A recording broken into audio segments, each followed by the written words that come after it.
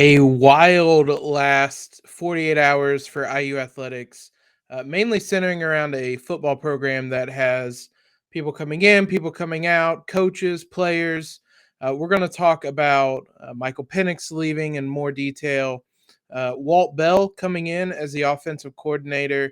Jared's going to join us for that. We're also going to start off talking about the women's basketball team, their Big Ten opener, which they won handily. Lots and lots to talk about in today's episode. You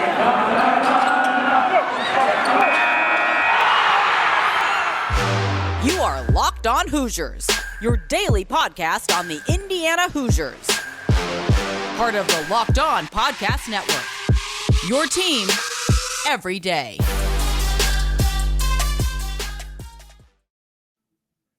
What is up, guys? It is Tuesday, December 7th. This, as always, is Locked On Hoosiers, your daily source for IU athletics news, analysis, reaction, all around good time we try to have here. Thanks for making Locked On Hoosiers part of your day. Thanks for making Locked On Hoosiers your first listen every day. Just a reminder, we are free and available on all platforms, including YouTube at Locked On Hoosiers. I'm your host, as always, Jacob Rude, coming to you late Monday night. It's been a wild last 24, 36, maybe even 48 hours for the Hoosiers, from the football team to the women's basketball team. Lots of news. We're going to touch on all of it. First, though, the holidays are around the corner and finding the perfect gift is tricky. Omaha Steaks makes it easy to send friends and family an unforgettable gift, guaranteed to be loved. Go to omahasteaks.com and enter college into the search bar to order the perfect gift package. Shout out to Omaha Steaks for sponsoring today's episode. As always, guys, you can subscribe to Locked On Hoosiers wherever you listen to your favorite podcasts. Follow us on Twitter at LO_Hoosiers and on Instagram at Locked On Hoosier. We're going to kick off talking about women's basketball. Then we're going to welcome Jared in to talk some IU football, since they wanted to make all the news in the last 24 hours or so. First, though, women's basketball team kicks off the Big Ten with a huge 70-40 victory, though it wasn't all pretty. Something that has become a bit of a tradition for this team now is a slow start. Gave up an early 6-0 run to Penn State, called an early timeout, and pretty much from that point on, it was all Hoosiers. They eventually win the first quarter 18-13. But it was the second and third quarters where they really tighten the screws, outscore Penn State 42-17. That includes a 21-0 run in the third quarter. Absolutely dominant display from the Hoosiers. We talked on Monday's episode about Indiana kind of needing to make a bit of a statement, just setting the tone for the college or for the Big Ten conference season. They did just that on Monday. Dominance. Mackenzie Holmes led the way, as always, 16.6 rebounds. Nicole Cardano-Hillary, coming off that 0 of 10 shooting performance, broke out for 14 points, 3 of 6 shooting from the field. The team as a whole had a much better shooting night. We mentioned that as another key. Shot 51% from the field, 42% from the 3-point line. Allie Patberg had 15 points, 3 rebounds, a couple of assists. Grace Berger had 10 points on 3 of 8 shooting, 6 rebounds and 4 assists. All around a much better offensive outing. Perhaps the most impressive stat, Penn State didn't attempt a free throw on the entire night. The Hoosiers turned the ball over a little bit too much, 18 turnovers, but that's about the only thing you could point and say was a negative on the night. We talked coming into the game, McKenna Marissa being the star player for Penn State.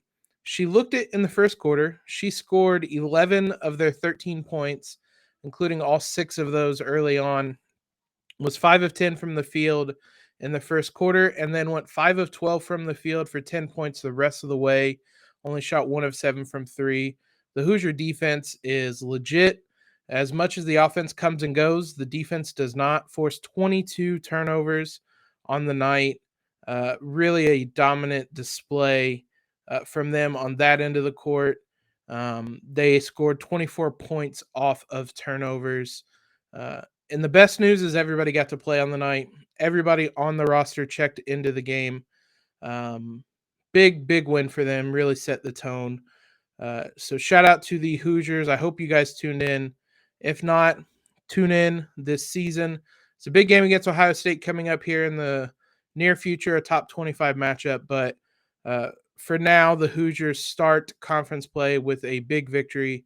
They are 1-0. Going to keep that segment a little bit shorter because, as always, I expect Jared and I to go on for quite a bit. And there's a lot to talk about with IU football right now. In case you missed it, Walt Bell was hired as the new offensive coordinator. That came out late on Sunday night. Prior to that, Michael Penix announced his transfer from the program. Not shocking. Gave some of my thoughts to that on Monday if you guys want to hear it. A couple transfers, or one notable transfer in, another player returning. We're going to touch on all of that here with Jared. Before we do that, though, let's give a shout out to a few different people. So you guys listen to podcasts for the power of the inside track. You switch to Boost Mobile for the power of saving money. Because with Boost, you get the power of a free 5G phone, so you can listen to the latest episodes and keep up with your favorite players and teams. The power of 3 unlimited data lines for $30 per month, so you and your family can share all the insights. And the power of America's largest 5G network, so you can do it all at the speed of 5G. With all that money you'll save and the edge you'll gain, just how powerful will you become? Switch to Boost Mobile and find out. Get a free Samsung Galaxy A32 5G when you switch to one of America's largest 5G networks. More power to save, Boost Mobile. A disclaimer, free phone limited to new customers and one per line. Additional restrictions apply. Offers and coverage not available everywhere or for all phones and networks. See boostmobile.com for details. If you guys haven't heard, PrizePicks is a ton of fun. They are the leader in college sports daily fantasy. They offer more college football props than anyone in the world, offer all the star players of the Power Five, as well as the mid-major players you might not have ever heard of. College football bowl season coming up. No better time than to give PrizePicks a shot, and especially because they want to give you free money. If you guys sign up now, all users that deposit and use promo code LOCKED ON will receive a 100% instant deposit match up to $100. Free money they are giving you guys. It's simple. You pick 2 to 5 players, pick the over-under on their prop, whether it's touchdowns, whether it's rushing yards, receptions, interceptions thrown. They have more than you could possibly think of. And if you win, you can earn up to 10 times your entry. They allow mixed sports entries, so you can mix some college football with some college basketball, with some NBA, everything in between, some NHL. Whatever it is, you guys can mix and match. Don't hesitate. Check out prizepicks.com. Use that promo code LOCKED ON to get some free money. Or go to the App Store, download the app today. PrizePicks is daily fantasy made easy.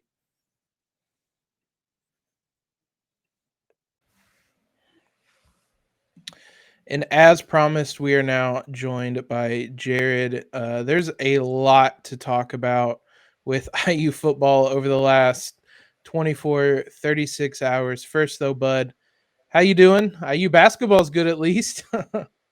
That's probably the only reason why I'm doing well is the basketball team. It's the only thing I have to sort of hold on to. Shout out to our men and lady Hoosiers and women Hoosiers. Great.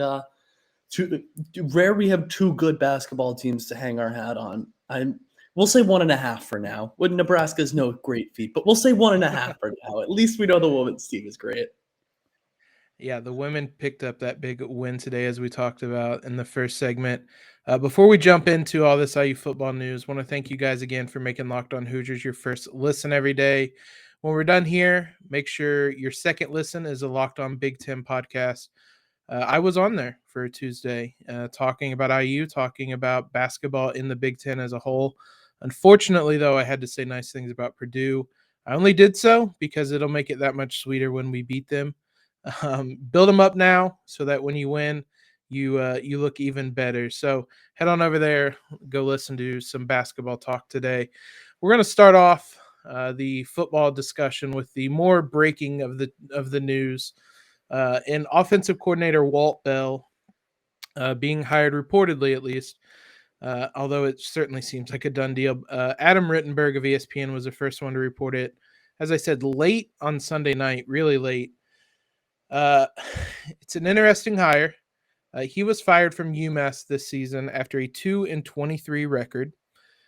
So not a great head coach, we can say. This man has been all over the place. He or I should say before UMass, was the offensive coordinator and QB coach at Florida State for one season. Before that, he spent 2 seasons in the Big Ten as offensive coordinator and QB coach for Maryland in 2016 and 2017.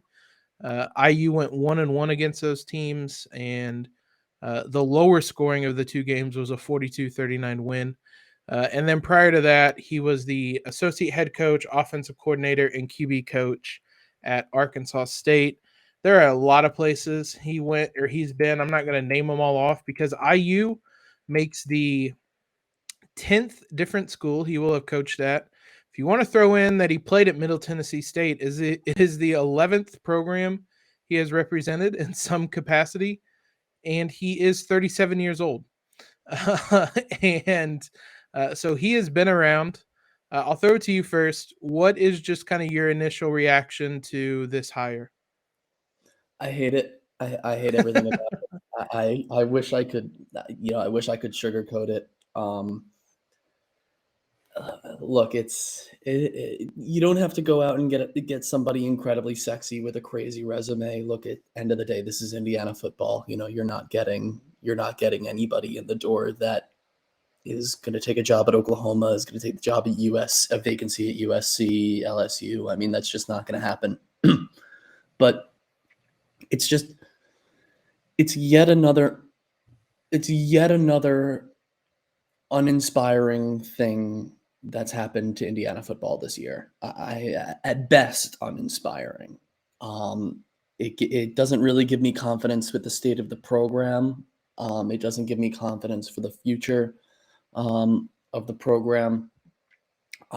It's uninspiring. It's boring. It's not it's not even one of those where you're hiring a young coach with a really exciting potential future and sort of gambling on that. I would rather gamble on that and just take a shot. And listen, maybe this is Tom Allen saying, look, I feel the heat a little bit. Let's make a safe hire. Let's just get a guy in who's experienced, who's been there, done that. But I'm not exactly brimming with confidence at this move. I want to hear your thoughts personally, because I know you have some takes on it. Less sexy, less fun takes than mine, but I'm typically in general just not someone who has strong takes off the bat. It wasn't a sexy name for certain. We talked about some different names that could be. It's certainly not a sexy name. He's mixed success at various stops with 2-23 record at UMass. I'm not going to entirely hold that against him because there's been a lot of good offensive coordinators that stink as head coaches, especially when you're 37 years old. I won't entirely hold that against him. I've looked up some of what he's done. Zach Osterman probably explained it better than I could have, at least right now. Here's what he said about Bell in the Indy Star for those of you that don't follow or know of him. A quote, "At various stops, Bell's offenses have alternated between impressive and beset by problems. He made Arkansas State a legitimately competitive team in that phase, struggled to manage an offense weighed down by constant quarterback injuries at Maryland, and oversaw an exceptionally strong passing attack in an otherwise frustrating 2018 season in Tallahassee, that being with the Seminoles." The stats back it up. Largely speaking, he has good passing attacks. It was actually running the ball that those Arkansas State teams excelled most at. And early on at Maryland, they ran the ball well. But as Zach noted, Florida State, the 1 year there, they were the number 28 passing offense in terms of yards per game. He had a couple top 50 seasons in terms of rushing offense. The other thing to just kind of note, Bell is expected to make at least $700,000. Here's why that matters. So this is from Mass Live, who reported that at least somewhat of his salary. UMass fired Bell last month and owed him $937,000 over 2 years. But according to the language in his contract, that would be negated if he took a paying job more than $468,500, which is half of that figure, and mitigated if he took a job paying less than that. Since his new salary is over $700,000, the Minutemen are no longer required to pay him. Why that matters is because at worst, he will be the second highest paid offensive coordinator in IU history behind Kalen DeBoer, who we've talked about last week, is now at Washington. When you see some of the stats, he's had success. At one point, he was the kind of youngster hotshot coordinator at Arkansas State. That's what led him to go to Maryland. Does anything like that give you any reason for optimism? No, not in particular at this point. Look, at this point, a tiger doesn't change his stripes. Quite frankly, the Osterman quote's a little bit concerning to me, in the sense that, he says his offense has alternated between impressive and beset by problems. Well, that's Indiana football in a nutshell, right? And Yeah, very much so. and they keep A lot of what Osterman said in that seemed awfully familiar to what Indiana has struggled with. Exactly. So it just seems it fits like a glove, but not in a good way at all, in the bad way that a glove can fit. And again, it's just alternated between impressive and beset by problems. You want to talk about changing the culture. You want to talk about making IU a football destination. Again, doesn't have to be a powerhouse, but a football destination. And then you go and hire a guy that basically essentially just mirrors the last couple of years of Indiana football, look impressive and then be set by problems, and then you clean house. And it's not inspiring. It's not fun. It's very concerning. It's, it makes me question the devotion of the athletic department to the football program.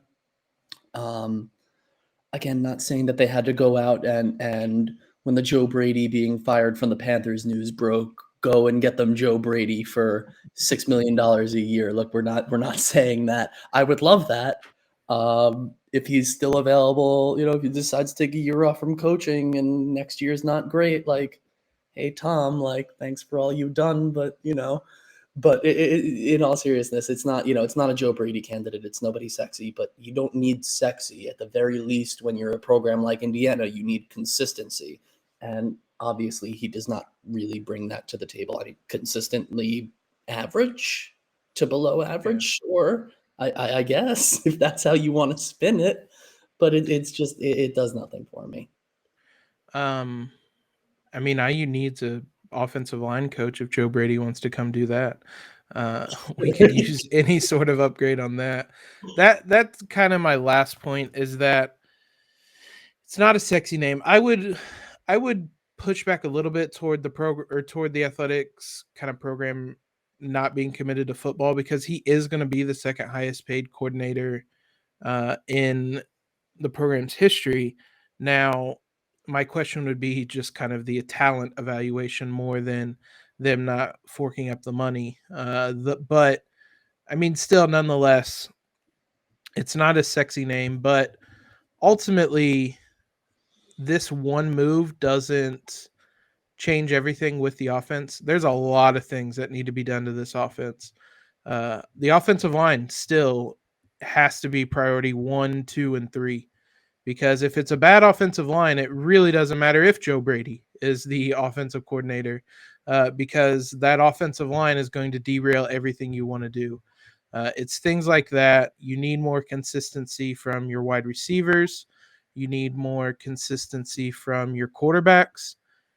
All of that is stuff that's going to change. This offense is going to look, I think, drastically different in terms of personnel, in terms of who's running it.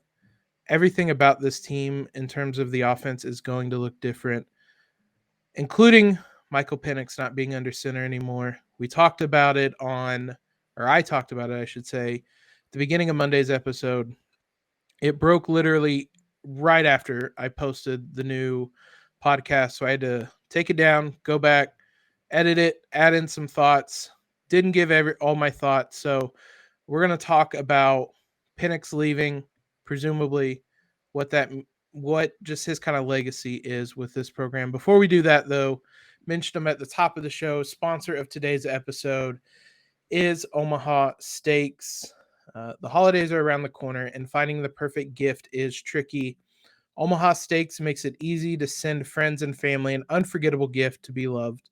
Go to omahasteaks.com, enter college in the search bar, and you guys can order the perfect gift package. For $99.99, you'll get 24 entrees, like the world-famous bacon-wrapped filet mignons, chicken breasts, sides, desserts, and so much more. And when you use that code COLLEGE, you'll get an additional 8 Omaha Steaks burgers for free with your order. We've already heard reports about shortages and shipping delays, so don't wait. Order the perfect gift package today at omahasteaks.com. Get those free burgers, 8 free burgers when you guys enter that code COLLEGE. Achieve gifting greatness with Omaha Steaks. Incredible flavor, incredible value, and 100% guaranteed. omahasteaks.com, keyword college. So prior to the offensive coordinator news coming out, Michael Penix, I guess he didn't officially announce it. Zach Osterman reported it on Sunday night. Michael Penix kind of announced it officially on social media on Monday. He is entering the transfer portal. I gave my initial thoughts on Monday's episode. What were yours when I incorrectly sent you the wrong thing in a text message on Sunday night? Sort of everything. Yeah. I felt, I wish I could quantify it into one thing, but I sort of felt everything. I'm happy that he's going to, finally move on from the program and be able to, have hopefully land somewhere as a starter for 1 year and make a name for himself or remake his name, I guess, because he made a name for himself last season. Happy for that. Happy for the opportunity. Sad of what could have been was mostly my emotions. I mean, he is truly a great Indiana what if, and it almost hurts to have last season because that was such a window into really what could have been and the player that he could have been. And it's going to suck to see him go. I really wish him nothing but the best. And look, we've criticized him a lot this year.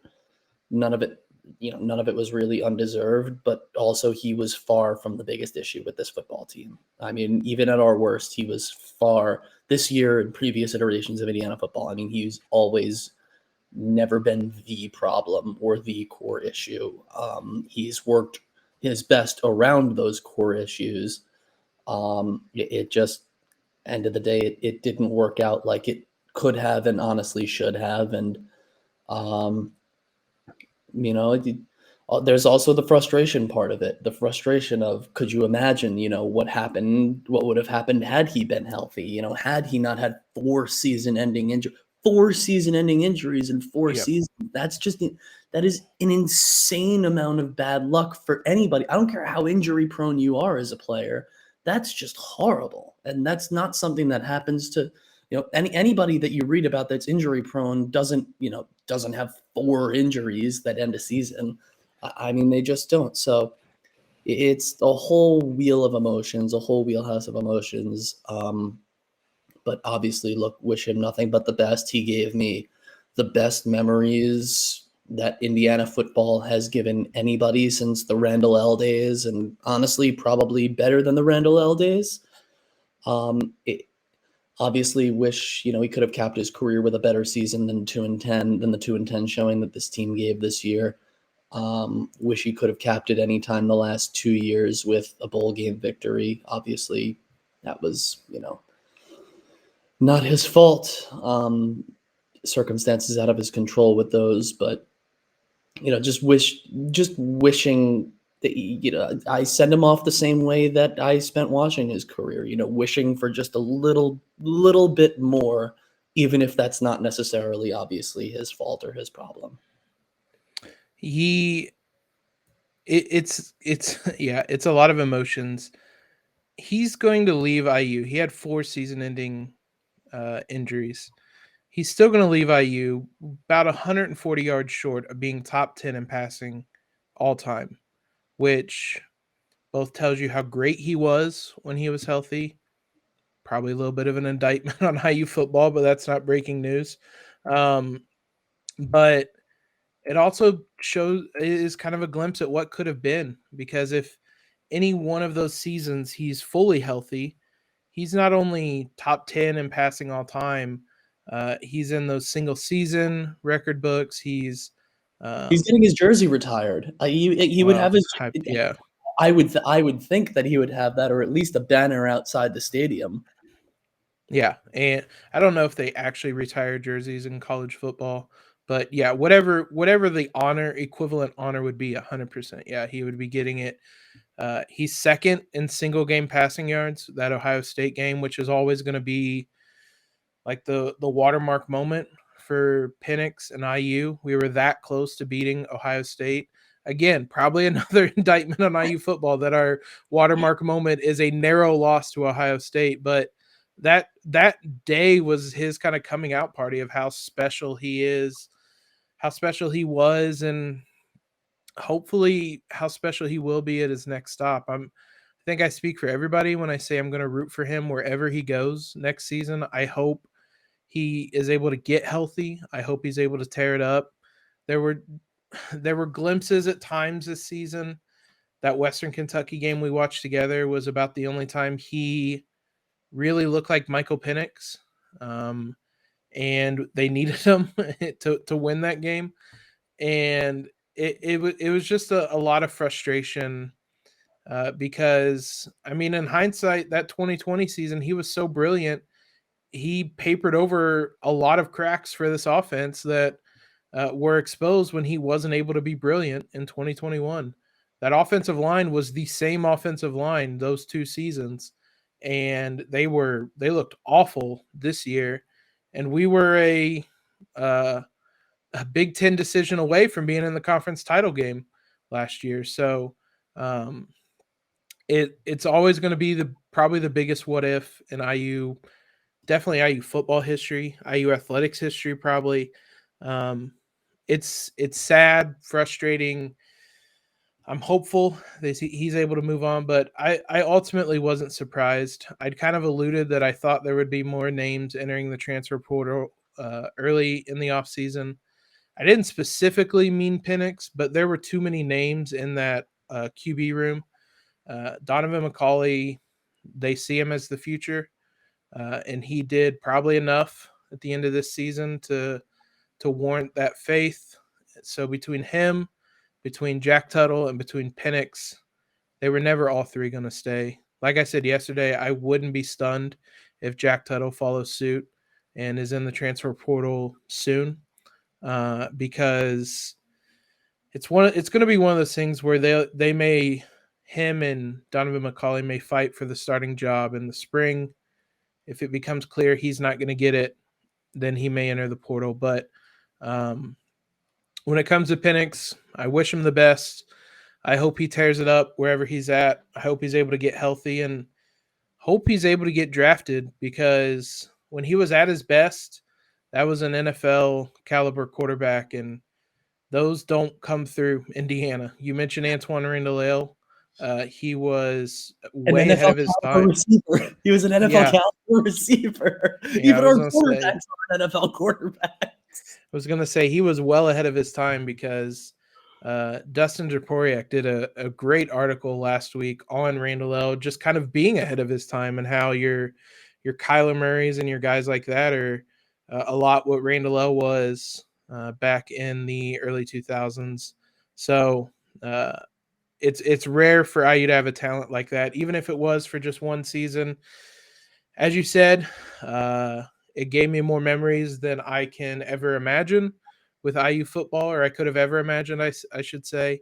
He gave us the reach, which is always going to be a pinnacle moment, a where were you moment in IU athletics history. I probably need to get a picture of it to go right alongside that, because that's how I view that moment, honestly, when it comes to IU football. And for that, we thank him. It sucks it wasn't able to work out, but hopefully he's able to accomplish things next season wherever he lands. It stinks. It's a frustrating one. A couple other decisions, transfers coming into the program. Emery Simmons, he committed to IU. He's a wide receiver out of high school, flipped to in-state UNC, and then now is transferring to IU. He announced that on Sunday on Twitter.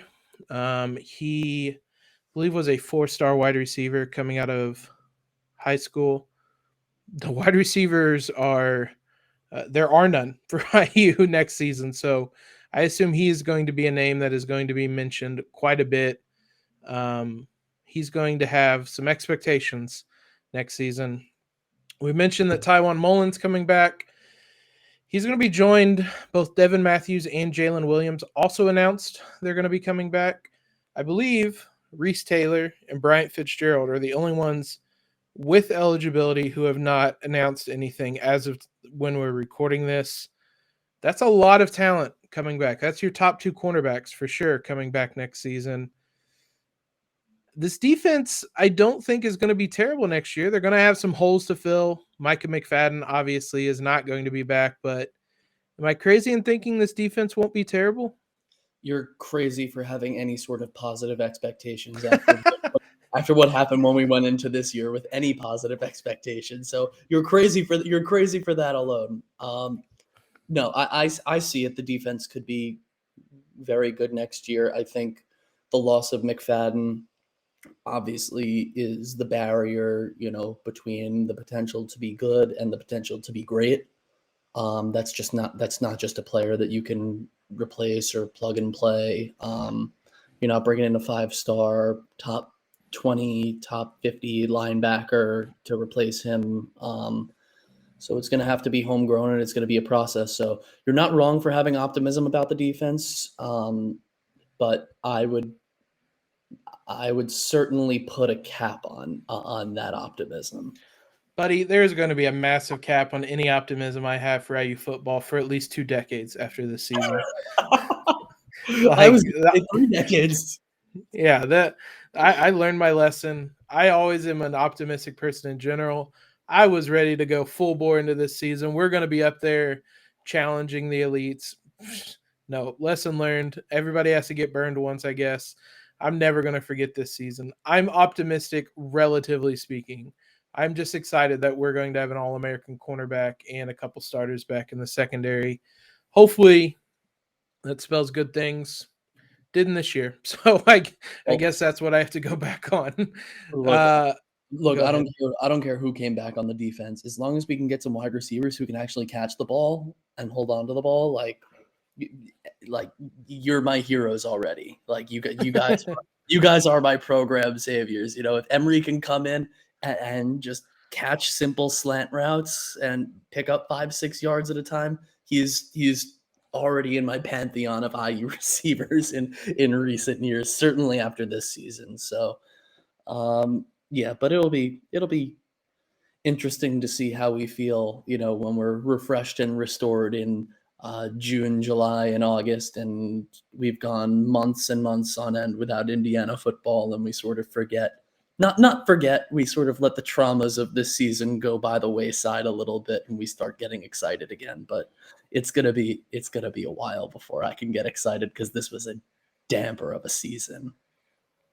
It'll be the one other name I'm interested really to see, other than the couple of secondary Reese Taylor and Bryant Fitzgerald. I believe all this COVID stuff has me largely confused about who has eligibility. I believe DJ Matthews has one more year of eligibility. He was by far their best offensive weapon through the first handful of games. Obviously, he tears his ACL, and we saw what type of effect that has on Michael Penix, but he caught the football, and that's what you were asking for. So I will be kind of looking out for if he has any type of decision he announces on social media. I expect most of those to be made in the coming, probably this week, because kids want to enter the transfer portal right away to try to land in the handful of spots that'll be open. So I expect those decisions to be coming more and more here in the coming week or so. So we'll be on the lookout for that. We will let you guys know if we see any of that. Jared, as always, thank you for coming on. Want to thank you guys for making Locked On Hoosiers your first listen every day. We'll be back on Wednesday to preview IU going up to the Kohl Center. Ugh, I'm not looking forward to it. Now for your second listen today, head on over to Locked On Bets, your daily one-stop shop for all your gambling needs, hosted by your boy Q, and expert analysis and insight from Lee Sterling. Appreciate all the love you guys have given us. Follow us on Twitter. Subscribe to the podcast if you haven't already. Leave a rating and review. Most importantly, though, guys, have a great Tuesday and LEO.